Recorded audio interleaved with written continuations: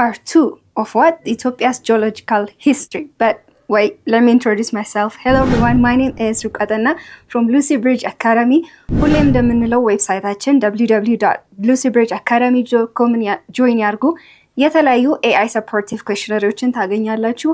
And of course our YouTube channel, comment, subscribe and አስተያየትና ኮሜንት ካላችሁ ደግሞ Telegram channel ላይ አስቀምጡልኝ. Alright, let's get into it. Okay.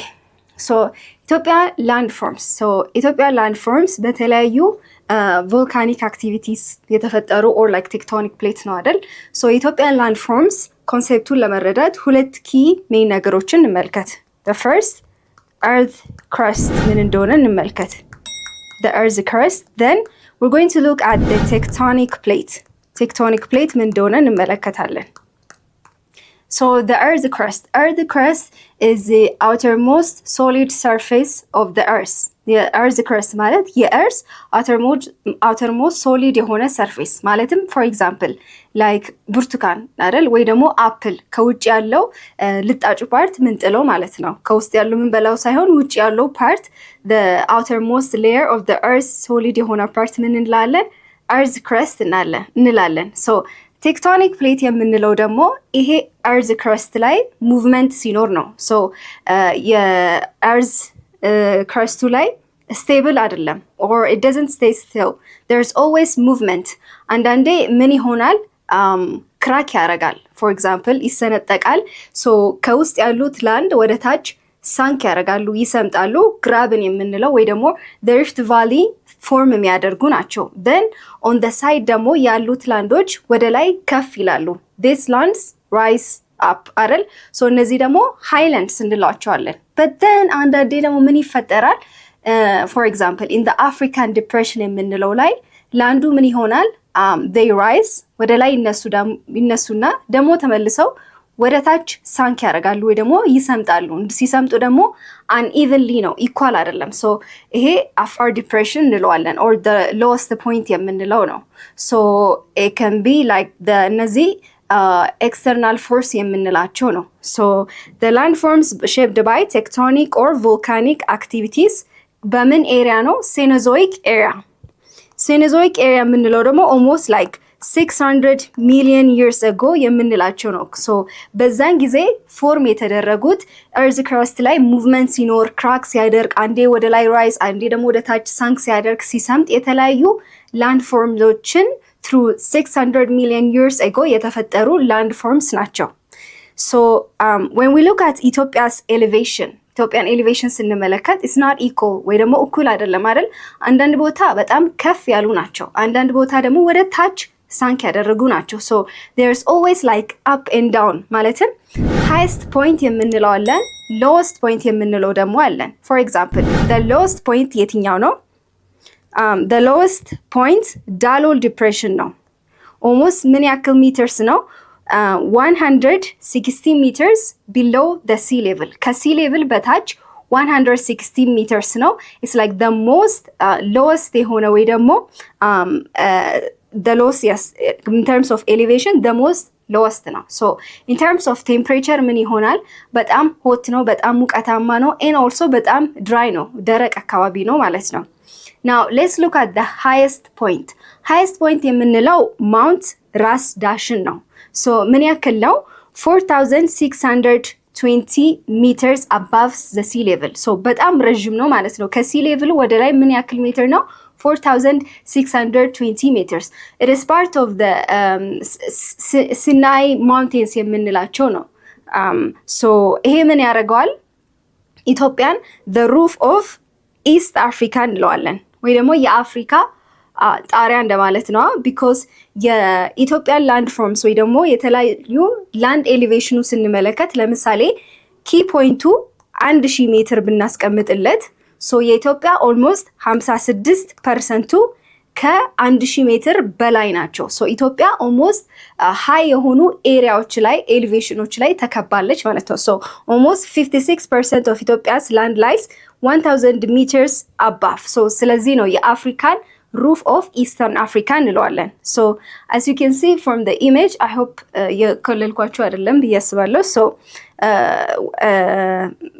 በከለሩ ስንለያቸው ላንድ ከ2000 ሜትር በላይ የሆኑት በግሬ ከለር በደማቃማ ግሬ ከለር ያሉ ናቸው። በጣም ብዙ ናቸው። ከ1000 ሜትር በላይም እንደዛው። ላይት የሆነው ከለር ማለትም ላንድ ከ1000 ሜትር በታች የሆኑ ስንመለከት ግን እነዚህ ፓርት ብቻ ናቸው።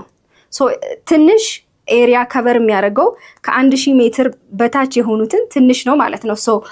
as you can see or ከዚህ ምን የምንረዳው ምንድነው የኢትዮጵያ ላንድ ኦልሞስት በጣም ሃይ ኤሪያ ምንን ኦኩፓይ ያደርጋል? ኤሊቬሽኑ ከ1000 ሜትር በላይ የሆኑትን ኦኩፓይ ያደርጋል ማለት ነው።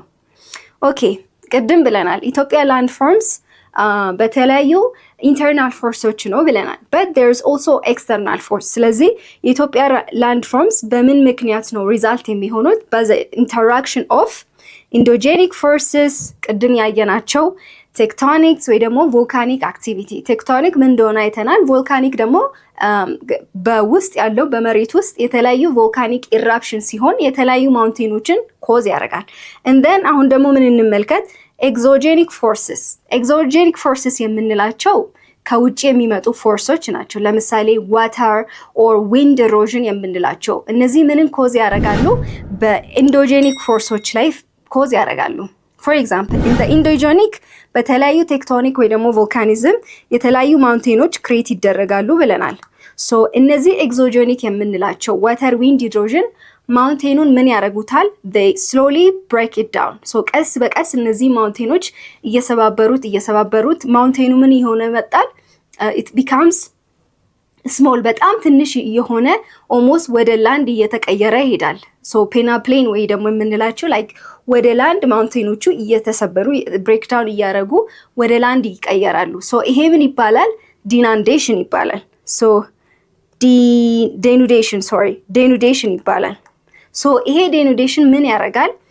on the earth surface የእርዝ ሰርፌስ ላይ ያሉትን ለምሳሌ ሮክስ፣ ሶይል ያሉትን ነገሮች ምን ያደርጋል? it washes them away or carries them away። ጠርጓቸው ወስዷቸው ነው የሚሄደው ማለት ነው። this is denudation ይባላል።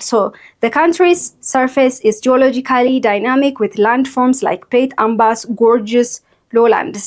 የተለያዩ ሎላንዶች አሉት። ጎርጅ፣ አባይ ጎርጅ የምንላቸው የተለያዩ ቫሊሶች ሼፕ አላቸው ማለት ነው። ኦኬ ናው ዲስ ፎርስስ እነዚህ ፎርስስ ምን ያደርጋሉ? ፊዚዮግራፊክ ሪጅኖችን ለሶስት ይከፍሉታል። the western highlands, the southeastern highlands and the rift valley የምንላቸው ለሶስት ነው የሚከፍላቸው። የመጀመሪያው እንመልከት። the western highlands ከሪፍት ቫሊ ወደ ዌስት ሳይድ የሚገኙ ናቸው። ኢን ተርምስ ኦፍ ቴምፕሬቸር ሃይላንድ ስለሆኑ ኩል የሆነ ቴምፕሬቸር አላቸው። ኩል ቴምፕሬቸር ስላላቸው ደግሞ ፋርመሮች ለምን ይጠቀሙታል? የተለያዩ ክሮፕስ ኮፊ፣ ጤፍ ግሮ ለማድረግ ይጠቀሙበታል። ኮፊ ላይክ ጤፍ ነው የሚባለው እንግሊሽ ጤፍ ኦኬ ኮፊ፣ ጤፍ የክሮፕስ የተለያዩ ዲፍረንት ታይፕስ ኦፍ ክሮፕሶችን ግሮ ያደርጉበታል። ኢትስ ላይክ ምቹ ነው ማለት ነው። when we look at the south eastern highlands in terms of temperature ስንመለከታቸው አንዳንድ ቦታ ሃይላንድ የሆኑ ቦታ ከፍ ያሉበት ቦታ ዋርም ናቸው። they are warm on one side። አንዳንድ ቦታ ደግሞ ወደ ታች ሎላንድስ የሆኑበት ቦታ ደግሞ ድራይ ናቸው፣ ደረቅ ናቸው። but like የተለያዩ ማውንቴኖችን አሉት ላይክ በሲዳማ ባሌ የምንላቸው ትላልቅ የሆኑ ማውንቴን ሃይላንድስ አሉት።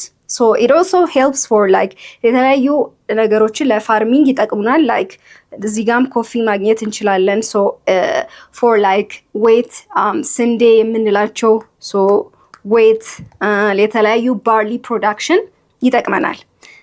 the rift valley ቅድም ብለናል are the crust ላይ ክራክ ሲያደርግ ውስጥ ያለው ፓርት ሳንክ ያደርጋል።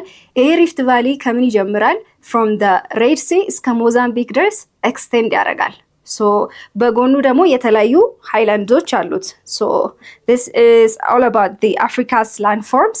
On the next video we're going to look at the geological history of Ethiopia, which is part 3. But that's it for me today. ሁሌም እንደምንለው ዌብሳይታችን www.lucybridgeacademy.com ጆይን ያርጉ። የተለያዩ AI supportive questionnaires ታገኛላችሁ። and of course our YouTube channel subscribe, comment and አስተያየት ካላችሁ ደግሞ ቴሌግራም ቻናላችን ላይ አስቀምጡልን። And that's it for me today. I hope to see you guys on the next video. Thank you for watching and goodbye.